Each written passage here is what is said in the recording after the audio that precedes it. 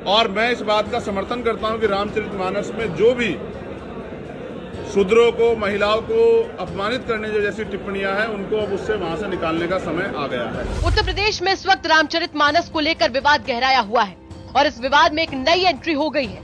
वो एंट्री है Bhim army chief Chandrashekhar Azad की।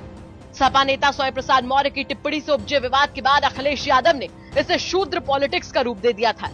इस विवाद में अब खुलकर चंद्रशेखर आजाद भी सामने आ गए हैं। रामचरितमानस की जिस चौपाई को लेकर विवाद हो रहा है, उसे लेकर चंद्रशेखर आजाद की भी टिप्पणी सामने आई है।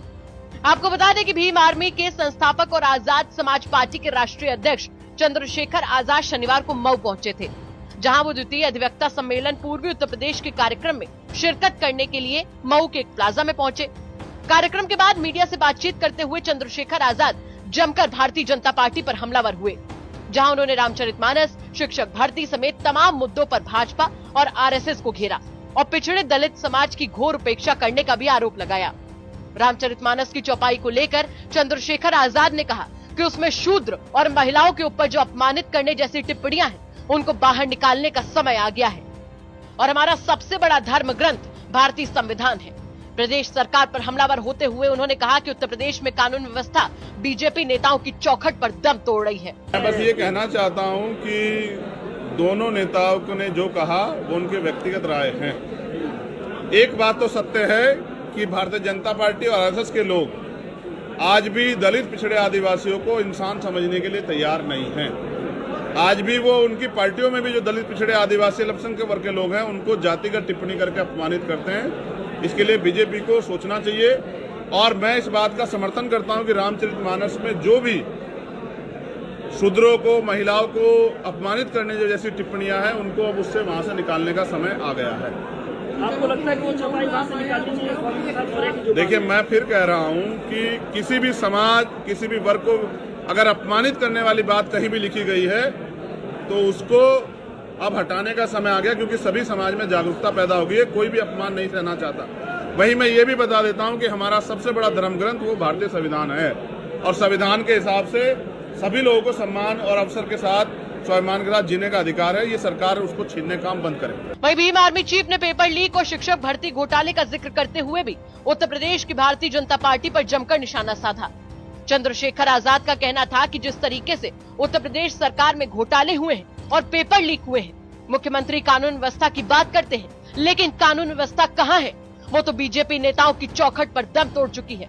68,000 शिक्षक भर्ती में 20,000 पदों का घोटाला हुआ था। उस शिक्षा मंत्री को जेल भेजना चाहिए था, जबकि उनको जेल भेजने की बजाय आज तक वो पद दलित, पिछड़े वर्ग के लोगों को नहीं मिले। मुझे लगता है कि अब अधिकारों के विवाद पे ज्यादा चर्चा करनी चाहिए कि जिस तरह से भर्तियों में घोटाले उत्तर प्रदेश सरकार में हुए हैं, पेपर लीक होते हैं, मुख्यमंत्री कानून व्यवस्था की बात करते हैं। उत्तर प्रदेश में कानून व्यवस्था कहाँ है? वो तो बीजेपी नेताओं की चौखट पे दम तोड़ चुकी है। 68,000 की भर्ती में, शिक्षक भर्ती में 20,000 पदों घोटाला हुआ था। करना ये चाहिए था कि उस मंत्री, शिक्षा मंत्री को जेल भेजना चाहिए था, जबकि उनको जेल भेजने के बजाय आज तक वो पद जो है दलित, पिछड़े वर्ग को नहीं मिले।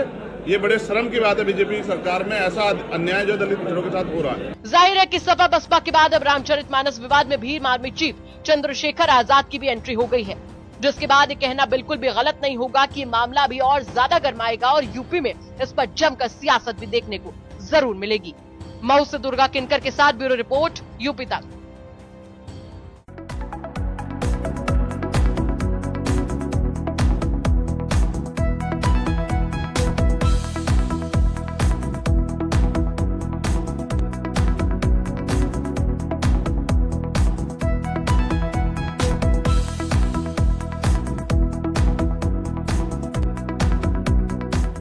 और मैं इस बात का समर्थन करता हूं कि रामचरितमानस में जो भी शूद्रों को, महिलाओं को अपमानित करने जो जैसी टिप्पणियां हैं, उनको अब उससे वहां से निकालने का समय आ गया है। उत्तर प्रदेश में इस वक्त रामचरितमानस को लेकर विवाद गहराया हुआ है और इस विवाद में एक नई एंट्री हो गई है।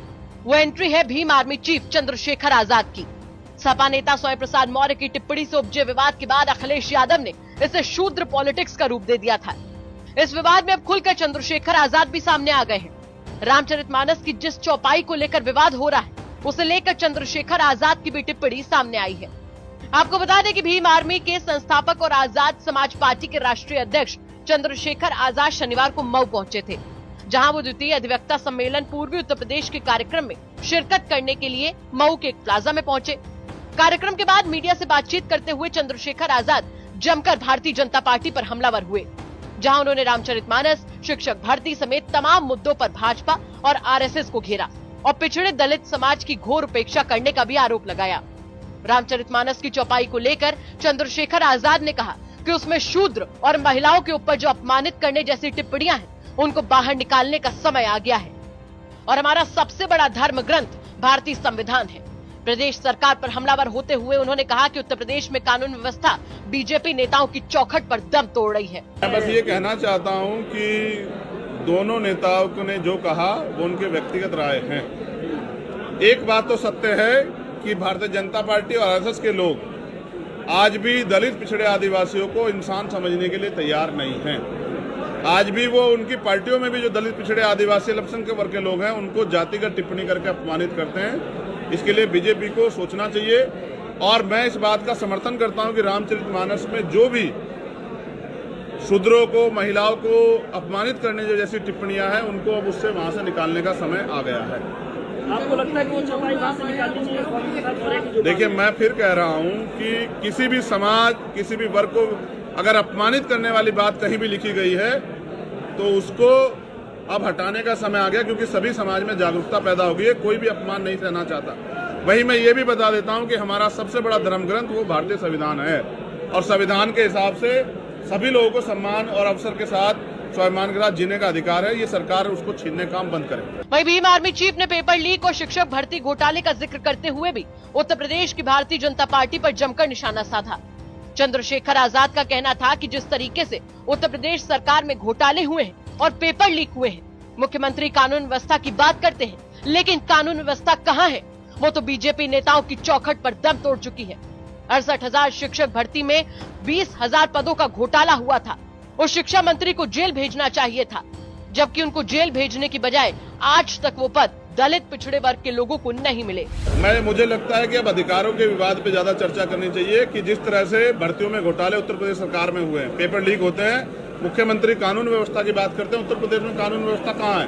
वो तो बीजेपी नेताओं की चौखट पे दम तोड़ चुकी है। 68,000 की भर्ती में, शिक्षक भर्ती में 20,000 पदों घोटाला हुआ था। करना ये चाहिए था कि उस शिक्षा मंत्री को जेल भेजना चाहिए था, जबकि उनको जेल भेजने के बजाय आज तक वो पद जो है दलित पिछड़े वर्ग को नहीं मिले। ये बड़े शर्म की बात है बीजेपी सरकार में, ऐसा अन्याय जो दलित पिछड़ों के साथ हो रहा है। जाहिर है कि सपा बसपा के बाद अब रामचरितमानस विवाद में भीम आर्मी चीफ चंद्रशेखर आजाद की भी एंट्री हो गई है, जिसके बाद ये कहना बिल्कुल भी गलत नहीं होगा कि मामला अभी और ज्यादा गर्माएगा और यूपी में इस पर जमकर सियासत भी देखने को जरूर मिलेगी। मऊ से दुर्गा किनकर के साथ ब्यूरो रिपोर्ट, यूपी तक।